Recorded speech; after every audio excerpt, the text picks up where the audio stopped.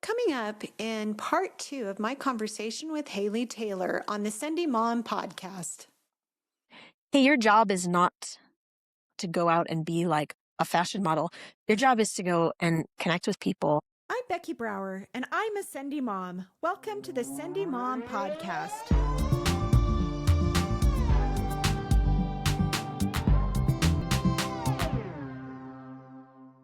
Tell me a little bit more about like what you studied and what's your career path and things like that. So I went to BYU, and basically I was a little bit all over the place, unsurprisingly. I like to try a lot of new things. Yeah. But my dad is super good at being the reality check of life. Okay. And he was like, you may love art history, but it may make more sense to have a degree in business or something. Okay. And I was like, yeah, that's a good point. But I had taken a lot of different classes, and so I was not super far along in the program. So I started taking business classes and whatever. And my husband, so Brian, he's an artist. Okay. And at first, I didn't know that he was actually going to do that for his job. I just assumed no one is actually an artist because I had never seen that in my community. It was, I feel like there was a lot of music, a lot of theater and dance. Well, and everything. It sounds like the way that you were brought up, your parents were like, come on, be practical. Yes. And they were not thrilled. Yeah. It wasn't because of him particularly, but it was just, I was pretty young. I did not have my degree. I did not have my master's degree and have started a company. Like there was a lot of expectations that they were like, oh no, this is what we want to do. Yeah. And my grandma, she had a hard life. And she was like, you know what? This is fine. You're getting married, but you have to promise me that you're going to graduate. And I'm like, absolutely. Of course I was planning on it. Yeah. But I think seeing her and hearing her story and how important that was, that was really good for me because we get married and then Brian graduated and we decided to go to graduate school in San Francisco. Okay. And so we pick up and move down to the Bay Area. So in art. In art. He decided he wanted to get his master's degree. Okay. And also because he wanted a more traditional based kind of drawing background. And so he went to a school in San Francisco. I have to be doing my school through independent study. We decided that I was going to do that. Okay. And so back then it was like, there's like files, like there's like papers. And textbooks, and you're like mailing things. Okay. And I was working at a bank, we were doing condo loans. It was a soul sucking job, but it was fine. It was actually amazing because I was able to, in downtimes, I was able to work on my classes. Right. Okay. And we didn't end up having kids for a while, but we had, honestly, I would do maybe a class a year. I was not quick at it because it was like, I'm also working. Yeah. And so I actually had, by the time I graduated, I had 3 kids. And wow. Okay. So did it take you a long time then it took me a long time. Few classes at a time, especially because when you're having, when I was having a child or when it would be a more difficult time, it was like, I can only do one class. So did you do business or did you do art history? Okay. Yeah. Which actually probably helped. It was amazing because my husband is an artist and art needs to be a successful career, to be able to make money, you need to have a background of that. And so it actually was the very best thing. And also, I think taking the classes slowly allowed me to kind of actually utilize what I was learning in our business as we were growing it. He was still doing school, but it was like he was doing some art things. And so it was like, I'm building the website. I'm doing the taxes. We're going to these shows and trying to figure out the marketing.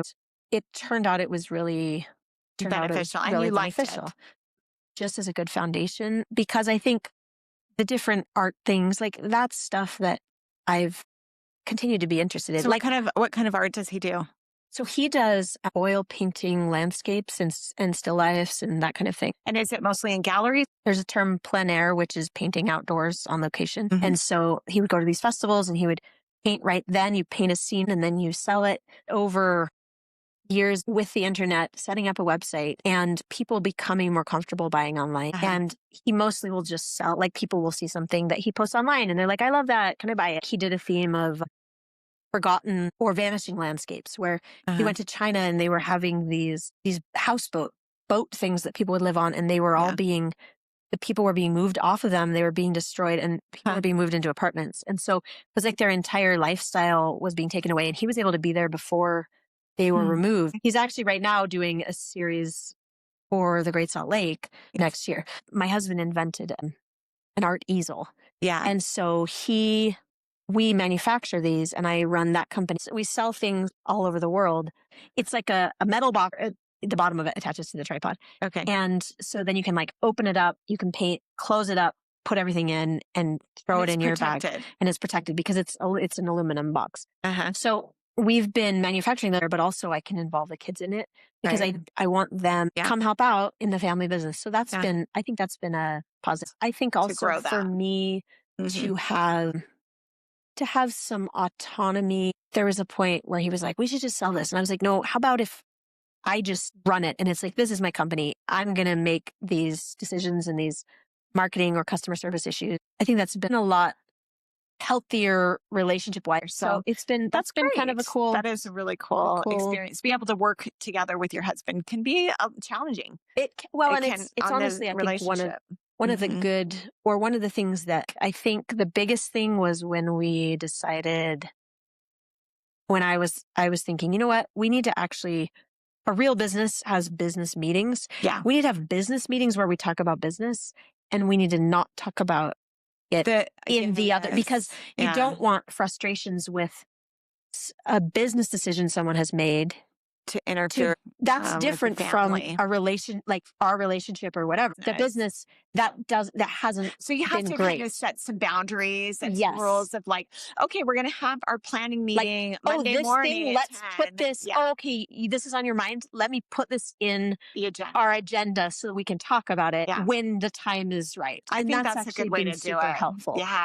When was the time that he kind of broke off, where you knew that this was going to be a career path? It was always the career path. Okay. It was always the plan. Yeah. The trick with many businesses, I imagine, where you're working for yourself, but where there's not a set planned income. Yes. Like you wait, and someone might buy a whole bunch of paintings at once, and then there might not be a lot. So you have to kind of like manage the budgeting so that things last for the whole year, so that it can cover or whatever. And so it did take some time to get established, even though he was still painting while he was doing school and everything. It took some time to kind of establish where there's enough regularity of things selling and whatever, where we felt comfortable. Like, okay, this can cover, sustain us. This will sustain. And then now we can have children. Now we can have kids. I can stop working. You're going to full time. But basically, it definitely was just kind of a slowly building up things. But one thing that was interesting is it was never, I mean, it's always difficult trying to start a business and figuring things out. Yeah. But my dad was always someone who was like, oh, well, we can do this. Let's just start a business. Like, well, this is our business. We're going to do this thing. Or he was definitely very entrepreneurial minded. Oh, if you want to do this, let's start a business and do it. He was always doing things like that. And so it wasn't. So he was really supportive. Yes, it wasn't impossible. It was like, well, right when Brian graduated from BYU, he did a whole show at a gallery, and my dad helped us build all the frames. And so it was like he was super, super supportive. And I think that made it not tremendously scary. Well, and it sounds like this is kind of a theme for your parents, that to just trust their children that it's all going to work out. If you're passionate about it and you're willing to work at it, you can make pretty much anything work. I really do believe that. And I think for my kids, like that's something where again, if they're willing to work, like I wouldn't be concerned if someone came and said, hey, I want to do art or I want to do photography or whatever. I think there's ways to make a living at all of the things. For sure. And I think it can help unite as a couple. Yeah. When it's like, we're working on this together. Yeah. And actually it's doing good this. When you're like, when we were poor, like we figured things out together. 100%. You know, my parents didn't give us, they didn't have any money to give us. We started out with $700, I think. And we just built it. I remember looking around we were renting a house that was 800 square feet. When we had 3 kids, his studio was in the other bedroom. So we had 3 kids in our bedroom. Our bedroom. In your bedroom. Yes. I remember when we moved into our house, the older kids were like, there's stairs. There's stairs in the house. This is amazing. And they were just thrilled. I mean, there's just different challenges with different ways you have to teach your kids. It's like we have to maybe the stretching thing we have to do is be okay when our car makes a weird, like I like to drive cars into the ground, and we have a car that my daughter is driving that is older than 20 years old. Oh yeah, we've got one of those. And it's the one that we pick up. So we actually have sheep and ducks at our house. Okay. And it's the one that we drive to IFA and pick up bales of hay in. So there's always a bale of hay in the back of her Mazda 5. It's not a truck. It's a car. It's a vehicle. It's an interior vehicle. You can't turn on the air because the hay blows everywhere. But how cool. They have a car. They have a car. I mean, like how many kids this is amazing. have a car You in don't the get world? to keep it. You can have access to it. And then you, my son, yes, if you're okay with the sound, you are welcome to drive this car That's also right. when you get there. So I think it's I know it is kind of a luxury though, like to have and to have them have a driver's license and be able to take themselves places. Oh, so helpful. It is so helpful. Right. So, but it's good to, like even if you can't, maybe you shouldn't. Absolutely. All the time. I remember we got to this point where I was like, you know what? I could take my kids out for ice cream every single day if I wanted to. Right. Like we have enough money. Money's not the thing. Right. But at some point you have to get to this place of like, I could, but I'm not going to, instead of I can't. It's very easy to say, well, I'm sorry, we can't. I can't afford that. We can't do that. And then we grow up, like our kids grow up thinking, well, my parents were so poor. They wanted to give us everything, but they couldn't. Right. Sure. But it's almost harder when you get to this place of affluence where you can and you still say no, because then you're looked at as like not being generous enough and being stingy with your money and things like that. But actually, no, it's a lot harder to say that, but it's actually for your good, and you're going to be grateful for it. And I think it takes it, even though I know better, I know that them, for example, getting ice cream every day, like having every want given whenever they ask it, I know that that's not good for them. I know that's not going to make them happy. I think ultimately. We all do. Yeah. But when they're sitting there whining about it, oh, it'd be so fun. Oh, we're with their friends. I'm so hungry. Let's just do it. It's harder to say no because I'm trying to think about what's best for you instead of like, no, we just can't. Yeah. Like you have to like be more deliberate in parenting to be like, no, this isn't good for you. And I love you. And so I'm going to say no. Yeah. But then, and then also to trust your kids enough to be able to figure things out on their own, when they get to that age where, like most of us paid for our own college, honestly. And like, I did, I did my parents paid, they had set aside some money. So I think my first year of college, my tuition was paid for. And I'm super grateful for that. And it was super wonderful of them.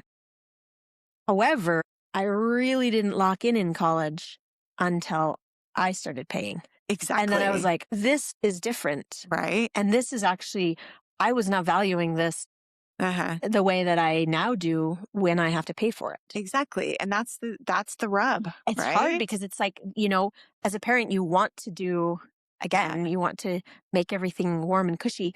But again, when we think about the things that have strengthened us, it's not the things that are cushy that have made us. Well, and if you get into the habit of constantly rescuing your kids and doing things for them and giving them money and the things that they want, then eventually they're going to resent you because it's going to cut off at some point. And they're going to feel also. Or you're going to be resentful. And there's a possibility that they will internalize that you don't necessarily think they're capable of it, or that they are still kids that need to be taken care of. But I think valuing things that are external or thinking that external things can bring you joy or bring you fulfillment or bring you friends is actually a complete lie, because so I herniated a disc and I wasn't able to be as active. And when you can't be physically active, you just kind of feel like, ugh. And I remember I was getting ready to go to church or something. And I was like, man, I don't look great.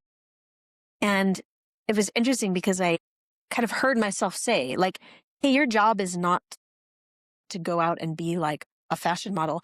Your job is to go and connect with people. And it was interesting because I thought, what people do I know out of everyone that I know who I like them because they are devastatingly beautiful or so good at something? There's very few people that it's like I feel close to because they're amazing at a thing or because of how they look. And I was like, the thing that makes you feel connection to people is making a connection, which has nothing to do with what they look like or what they done. can do. Yeah. And it's also, how many times do you feel more connected to someone when you've been able to help them or they've been able to help you? Yeah, that too. Where you feel vulnerable or they feel vulnerable. And it's like, it's not in the strengths that we think that we make connections. Like we don't make connections by showing up in our perfect state everywhere. Right. Like we make connections by in our real selves. Right. Yeah. And so I think that's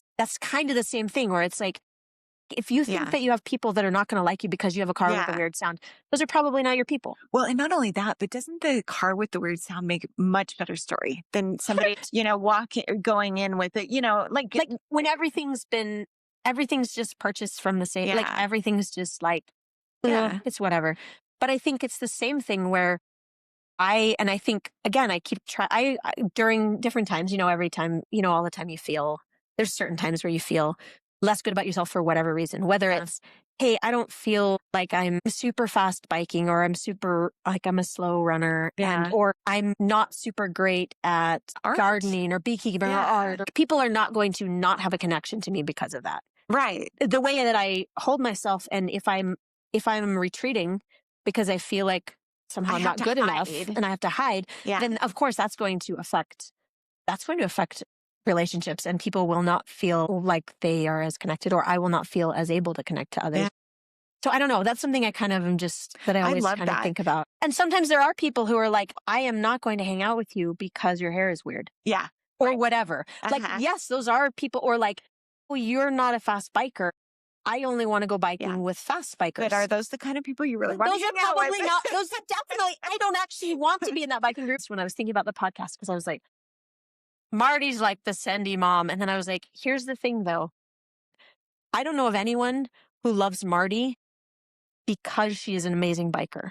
Like that's awesome. But we love Marty because she's Marty, and she's willing to share all the things that she knows about being an amazing biker. Yeah. But it's like, that's just an extra frosting. Like you would love Marty if she didn't bike at all. Right. Because she's amazing. And I think most people, it's like, we look at others that way, and we need to understand that most people most people are looking at us that way. And if they're not, they're probably hurting in a different, that's a different area. Yeah. That's like, they're probably not in a great place if they're feeling they need to hold on to those things. Because I was also there when I was younger, feeling that was having to be.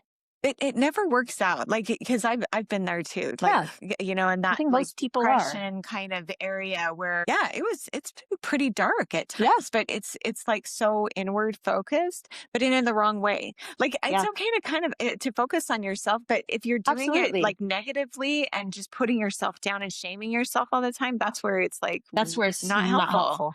Right. So you get to. It's not like the self-care of. Yes. Last year, my son left on his mission, and it was that, but also just kind of feeling the life transition of you're not the mom with young kids not anymore. Intense. Yeah. And it's the young kids. Yes. But it's also like, okay, I'm a middle-aged, like just seeing this and thinking about that. Yeah. It was a little bit hard for me to sort through those feelings, and I was feeling kind of just lost. I was feeling lost. And I think I was feeling, the other thing was it was winter, and it was like, I've been having a lot of sugar, and it was just kind of like, you're in like the post-holiday, whatever. The sugar makes a big difference. The sugar makes a huge difference. And honestly, it was like when stuff kind of feels hard, my go-to was like, let's have a bag of chocolate chips, right? Yeah. Which is going to solve that, which is always a great idea. It's not, an entire bag is not always a great idea. Right. Let me say that. But it was interesting because I was feeling achy, and I was feeling old. Like I was like, I feel like I'm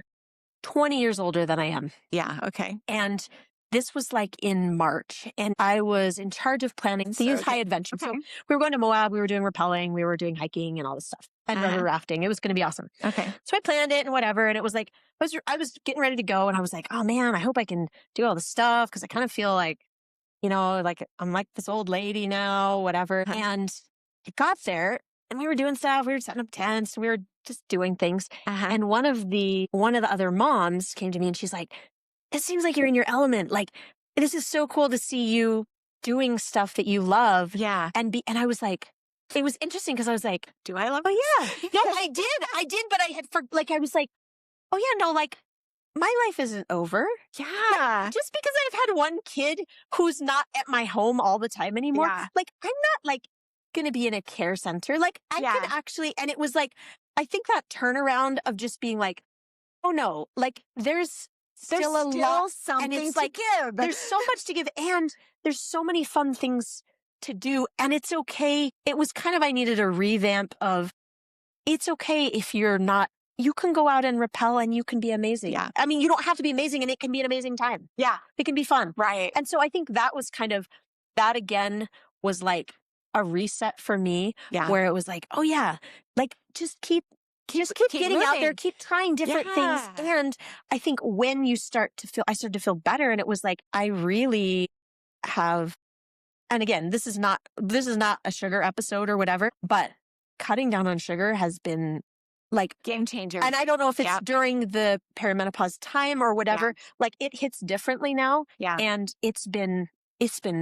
amazing. Like it's been an amazing change as far as my energy and just how I've felt about yourself. About myself. Oh my gosh. So much. That's been great too. I mean, there's like so many different things, but I think generally my takeaway is always trying to be like, hey, don't let the concern of not being good enough hold you back from doing things that will bring you joy. And you can do whatever you want. There's not like a prescribed path you should be on, or what. I know a lot of people think that, oh, I've got to follow the path God has for me or whatever. Right. Well, actually, I feel like choose that. I don't know. Actually, there's a lot of leeway. Like if this is something you want to do, go do it. Go do it. I know. This is great. Okay, so what crossroads are you at now? Like where do you want to go from here?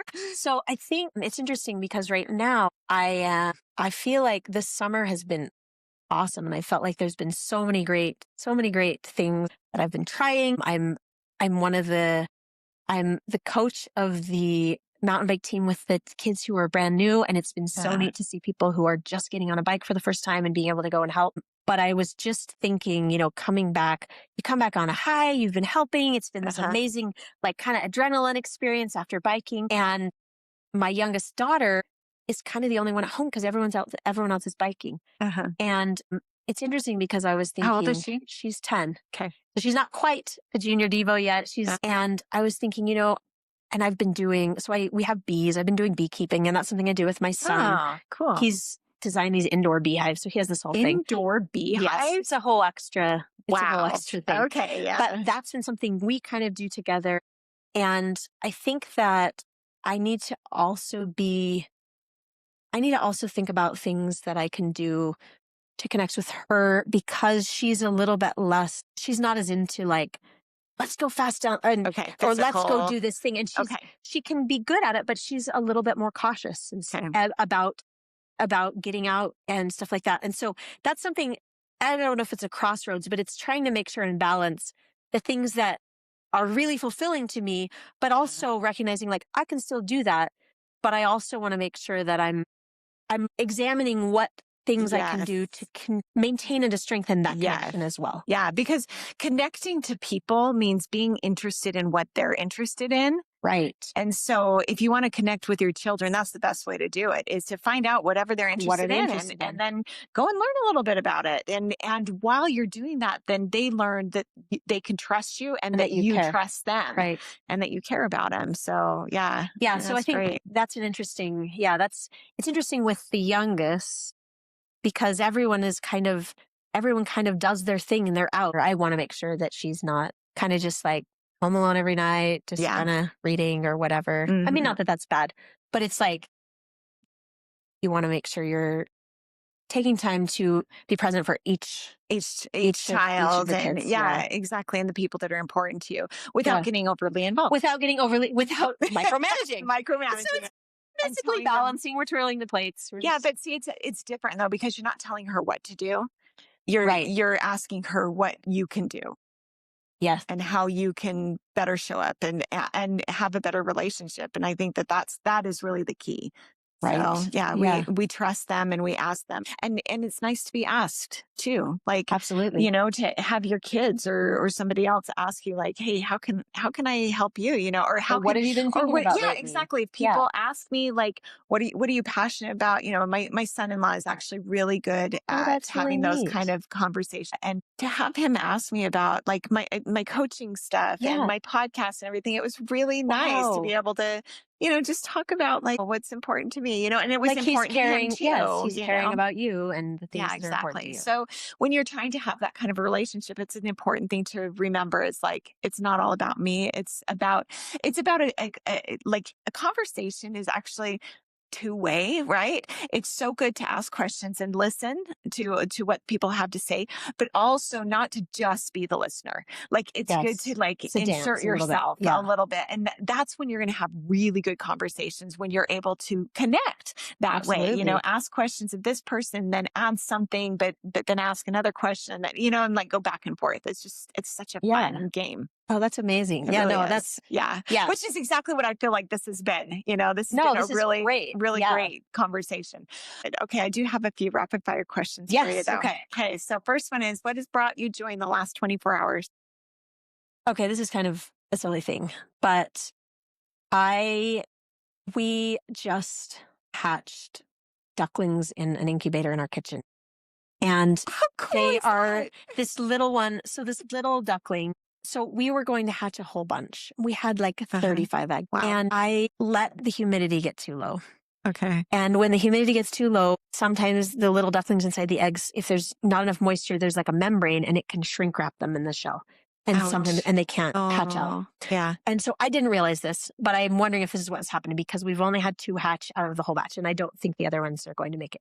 Okay. I mean, I think they're already past. But we had this little duckling, and this was a couple of days ago. This little duckling, it pecked, and its head was there, and it was struggling. And the other one pecked normally where they peck, and then they peck around in a circle and zip off the top, and then they pop out. Okay. So this other duckling, it had been 2 days, and it was just struggling in there. And you read online, and it's like, you're not supposed to help them, but if they are shrink wrapped, if that membrane has gotten stuck to them, there's no way they can get out. Okay. So I've had to do this before with different ducklings, but you turn the humidity up in the bathroom and you like make it really cozy warm. And I brought the little egg in, and with tweezers, I pulled off the part of the shell so it can get its body to a section where it can get out. And then I was able to I gave it a little bit of sugar water, and I was able to like moisten, like put a wet cloth on it or whatever. So we weren't sure it was going to make it, but it's made it. It's great. And now it was just sitting there today and just holding this. It's kind of just like a little tiny Tim duckling. It's so little, and just holding it and feeling how fluffy. It was very joyful. I love that. It was very fun. That is so awesome. Yeah. Pretty soon we need to get them out of the kitchen, but it's nice for a moment to have. So good. So. Okay. What about a book that you've read recently that you recommend? I just finished Boys in the Boat, and I feel like probably everyone has already read it, but I had not. And I loved it. I thought it was really fun. I'm actually in the middle of a book right now. It's called A Woman of No Importance. Have you heard about that? It's fascinating. It's about Virginia Hall, who was she was an amputee. She only had one leg, and she was an American that was in the French Resistance during the war, and was like the most feared spy. Like she was excellent because she kind of just blended in. Yeah. And it's a super fascinating. Was she amputee at that point, or did she? Yeah. Okay. No, like she was an outdoors woman, and she had an accident in Turkey. She was out hunting, and she tripped, and her leg was shot. Oh my goodness. When she was like in her 30. Okay. And so she kind of had to like build up her life from there, and she became like this. Oh, amazing. I love these women. This is Sandy. Great. It's so Sandy. It's amazing. Yes, it's a great book. Okay, so that would probably be your recommendation for a Sandy Spotlight. Absolutely. She's amazing. That. Okay, what about a documentary or a TV show that you like to watch? What I've really been watching lately as far as just like pure summer enjoyment, the story that I didn't think the world needed is The Other Bennett Sister. Okay. And it's so good. If you're into Austen at all, Yeah.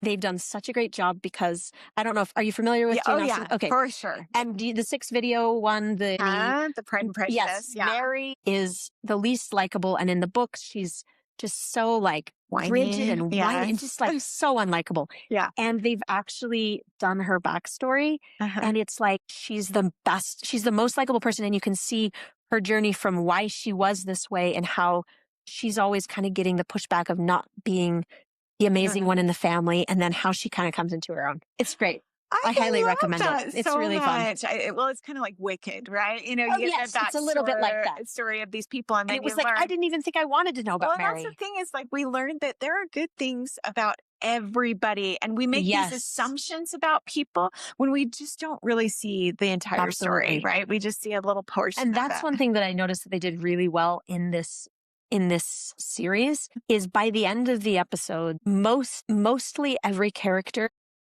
you've seen where they're coming from. Even people where you're like, this behavior I cannot handle. Like the mother, her mother, and she's so awful. But then there's a point where she shares where her anxieties and her issues, and it's really neat. It's very kind of redemptive in a lot of ways. Okay, so I like that. It's worth watching. Bennett Sister. Yes. Okay, I'm going to look for that one. Okay, what about a charity or nonprofit that you support? So I would say the one I've probably, and again, this is not necessarily a charity, but more of a nonprofit. Every month, since my kids were pretty little, I've given to Khan Academy because I think it's amazing how they are offering pretty much, it's free education to anyone who has access. And it's such a neat, like when you think of the opportunity that gives to everyone in the world to be able to, and it's excellent education to anyone in the world who has any access to an internet connection. And for me, I always make my kids do it in the summer so they don't forget their school. But I'm really impressed with what Sal Khan has been doing. And for sure. No, I love that. That's really good. We used to do a lot of the Khan Academy stuff in the summer times too. I think it's great. My kids don't love it, but then every year they're like, thanks for having me do it because now I wasn't behind. So anyway, it's good. All right. I have a new question that my son-in-law suggested. Sure. Let's see. Do you believe in ghosts? Oh my goodness. This is wild. Do we have time? So this has been like in the past 2 weeks, this has been like at the forefront of the extended family, of my husband's extended family conversation. Okay. I do not believe in ghosts per se. I mean, I believe that there's spirits without bodies, but I guess I don't feel like they can just like go around and just bug people. Right. Okay. Right. Okay. However, story. Mine's just in Fort Collins, which is, now that we've done the research, is actually kind of considered a haunted place. If you're looking into haunted places. So she and her fiance went up with an entire extended family because my niece was getting home from a mission. Okay. So they rent this Airbnb.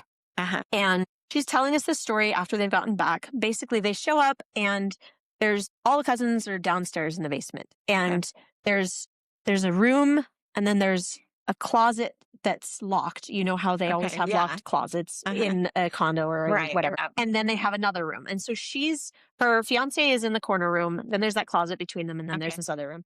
So she and her other cousin, 20-year-old cousin, these two girls are sharing this bedroom. And the one girl's been in there for several days before. Okay. And she's like, oh, I'm so glad you're here. But she didn't say a lot of stuff to like prepare her. She wasn't trying to like, they weren't in like a ghosty mindset. Okay. Right. Got it.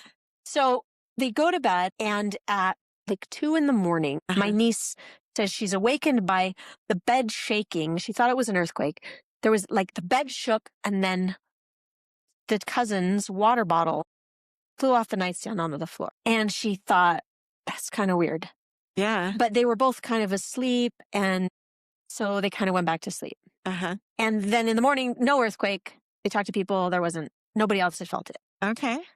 So then that cousin, their family went home. So then my niece is spending this next night alone. Oh, and by the way, her cousin then that next night, she was like, or the next day, she was like, that's super weird.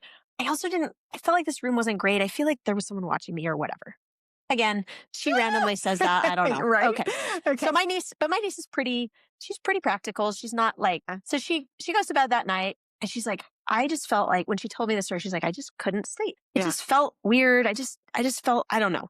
So she's like, she kind of lays there for a while. She finally dozes off. And she's like, she's telling me this. And she's like, I don't usually do this because I know it's not good, but I was sleeping. I had my phone charged on the wall, but I was sleeping with it under my pillow. Okay. And she's like, I know I shouldn't do it, whatever. So at about 2 a.m, again, this night, the bed shakes again and her phone is yanked from under her pillow and lands a ways away from the bed. What? Okay. And she's like, it was interesting because she's like, I just felt like whatever it was wanted me to get on the floor. And again, this is where I'm like, okay, whatever. This is what she's feeling. She's feeling weird vibes. So she's like, I jumped off. She's like, and I felt like it was the same with the water bottle. And it was, she's like, I didn't want to reach down and pick up my phone. Yeah. She's like, I jumped off the bed and she ran into her fiance. He was totally dead asleep. And she just like slept on the floor in there. I'm not sure what the benefit would be of scaring people because they hadn't marketed it as a haunted house. And there were no reviews as a haunted house. But I have to say, the phone pulling out, like there's something about that, but again, so I don't know. Like it's a strong story. That's kind of an interesting story. It's an interesting story. It's just I feel like there could be other reasons. And also I feel like I don't believe that ghosts can like hold on to things. Yeah. If there were ghosts, I don't feel like they can hold on to phone chargers. But again, I don't know. Who knows? It's fun to say. It's a fun story about it. All right. Well, good. Well, this has been super fun. Yeah, it's been so great. I feel like I've been able to get to know you better and like absolutely a wisdom of wealth of wisdom of how to raise children, particularly, and also how to find yourself and to push through even when you're in your darkest places. So I love that. What we're all trying to do. So that's exactly right. It's been great. It's been great thinking about these things. So. Yeah. Well, thank you for being with me today. Thanks for having me. And thanks for being here on the Sendy Mom podcast and can't wait to see you again. Thanks. Thank you so much for sticking with us through both parts of this conversation with Haley Taylor. Any opinions shared on this show are individual and shouldn't be taken as professional advice. I love getting to interview friends who are quietly, consistently inspirational, and Haley is exactly that. If you or someone you know would love to be a guest on the podcast, please fill out the guest form in the show notes. Or email me at becky@sendymom.com. I would love to hear your story. Our mission at Sendy Mom is to build, lift, encourage, persuade, and inspire women to feel empowered in their lives. If hearing positive, honest stories like this one is meaningful to you, please rate the show, share it with a friend, and send me a text or an email. I really do read every single one. You can find Sendy Mom on Instagram, Facebook, YouTube, and online at sendymom.com. Subscribe there for free to get an update every time a new episode drops, plus some bonus content along the way. I don't spam. I just really love sharing this all with you. And one more thing. If this conversation about courage, identity, and building a life on your own terms resonated with you, I'd love for you to join the waitlist for my new Legacy Design program. It launches in September 2026, and it's all about helping you design the next chapter of your life with the same intention Haley talked about today. Head to beckybcoaching.com to join the waitlist and get all the details. Thank you so much for being part of the Sendy community. In the words of Eleanor Roosevelt, do something every day that scares you.